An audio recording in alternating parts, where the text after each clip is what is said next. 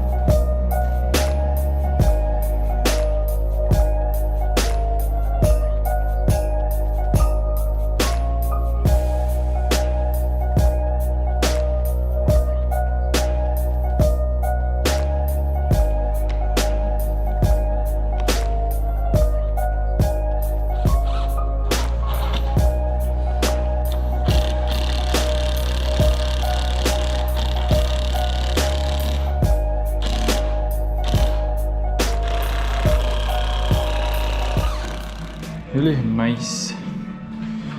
4 jalga on nüüd olemas.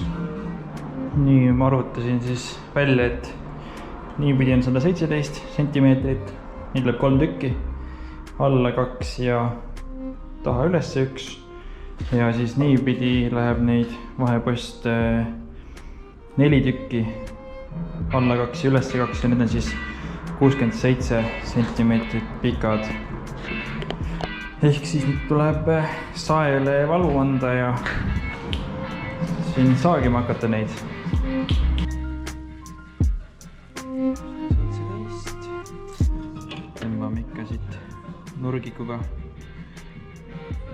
joonega peale, siis on parem saagida ehk.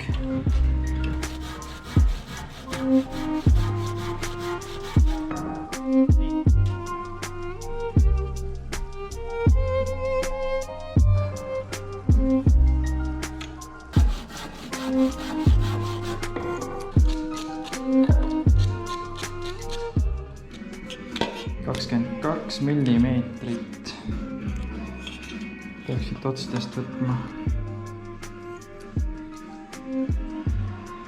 22 ehk siis kuskilt siin on keskkoht.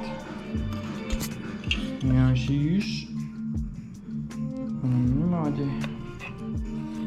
Paneme siit 2 ja siit ka 2 ehk siis 5, ma arvan, et see on väga hea. Ja siit otsast samamoodi, siis oli siit 22.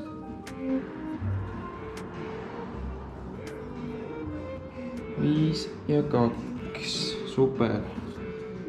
Ülivinge naaskeel on see ikka. Mingi ülivana, ma ei tea. Keldrist leidsin kunagi.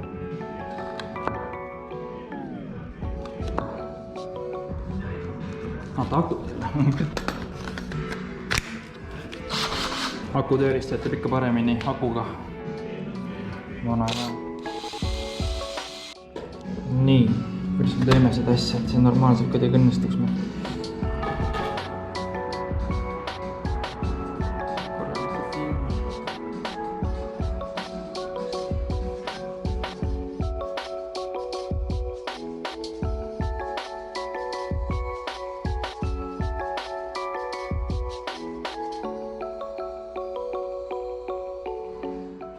Meil isegi võimalikult mingi 90 kraadi alla see saab.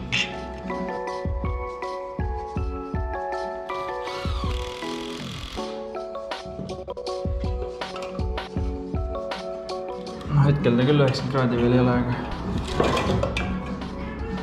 suht viltu, ma arvan, ma lõikasin need otsad veits viltu ikka, osad vähemalt.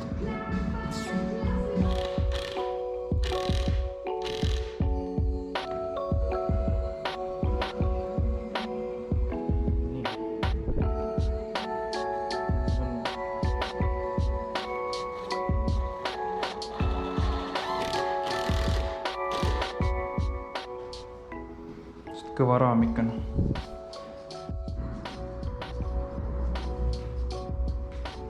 Hetkel olen siis lauaga nii kaugele jõudnud.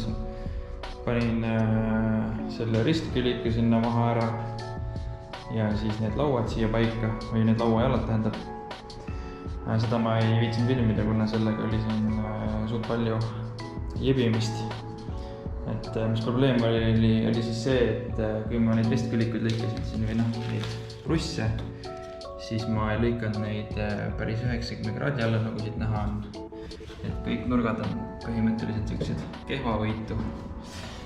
Ehk siis, kui ma ta kokku panin, siis ta ei olnud enam täis nurga all, vaid ta oli nagu rombi kujuga veits, ehk siis kõik oli nagu niimoodi viltu veits.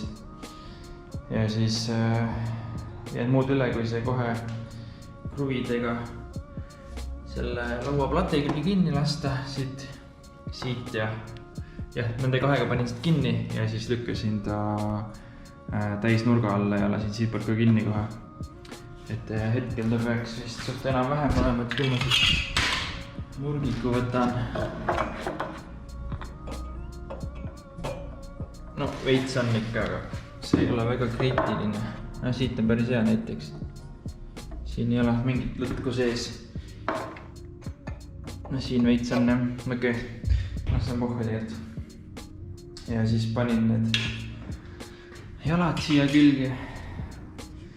Et sellega oli ka palju ebimist, et saada niipidi 90 kraadi alla ja siis ka niipidi. Aga nüüd peaks suht hea olema. Igatahes nüüd üritaks panna välja lõigatud juppidest siia.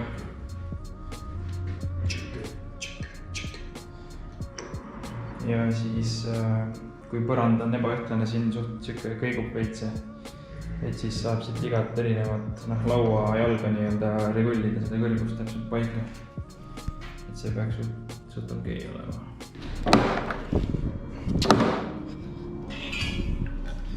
Ehk siis 4,5 on selle brussi paksus, me tahame keskele saada, siis on mingi 2,2 või 2,25.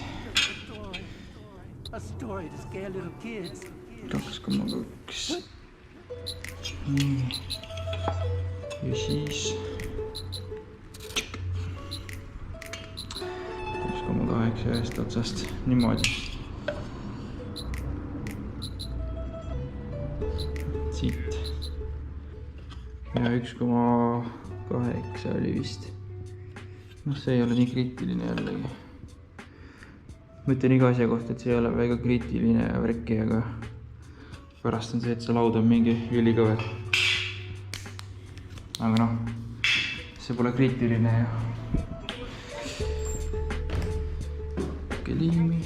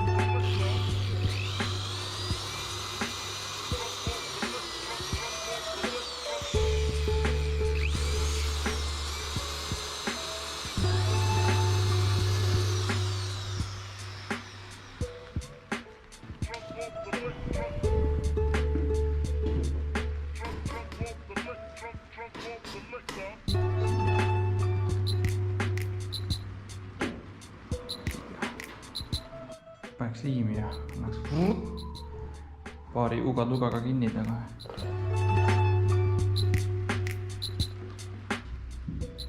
Tükki niimoodi, see on hea.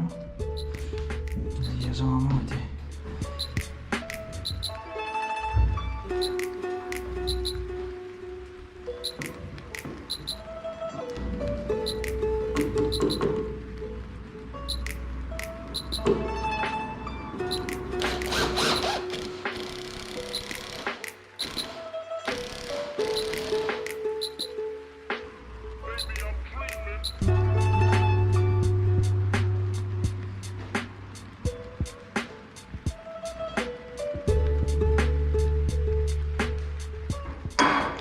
see on nüüd see, mis on natukene ühest küljest lühem.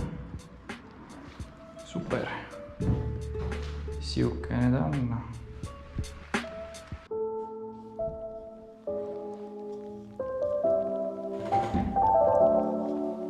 Ei ole just kõige kergem laud.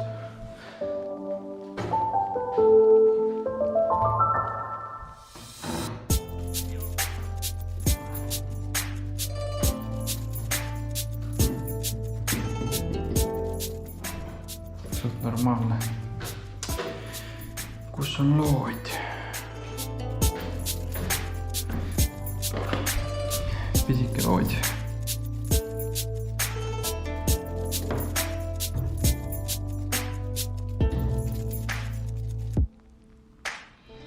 Paneks seda jalga alla poole.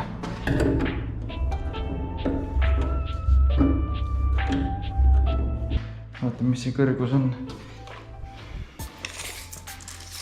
Peaks olema 90 umbes 89. Väga hea. Püsti töötamiseks ideaalne. Ja siis istuda kannatab ka umbes üks veits kõrgema tooli peal. Jep, lauaga on siis ühel pool. Ja siis kaamera uks maha praegu, lol. Et mingis järgmises videos võiks siis mõelda midagi selle seinaga siin. Kas panna mingi perfopleksi ja seina või siis French cleat süsteem teha. Ehk siis on nagu siit ribad lähevad siit. Ja eks vaatab, mõtleb seda, et kuhugi tööriistad riputada. Ja siis tuleks selle laualambiga midagi ette võtta, kuhugi siia panna see asi. Ja siis mingi hetk tulevikus peaks tegema riiulid siia ülesse ja sinna. Ja siis siia pea kõrgusele ringiratast võiks ka mingi riiuli panna, kuhu saab mingit sodi koguda. Ja siis hetkel ma mingit rohkem plaane ei hakkaks välja hõikama, et kui aeg sinnamaale jõuab, siis võiks teha mingi aeg. Aga davai praegu.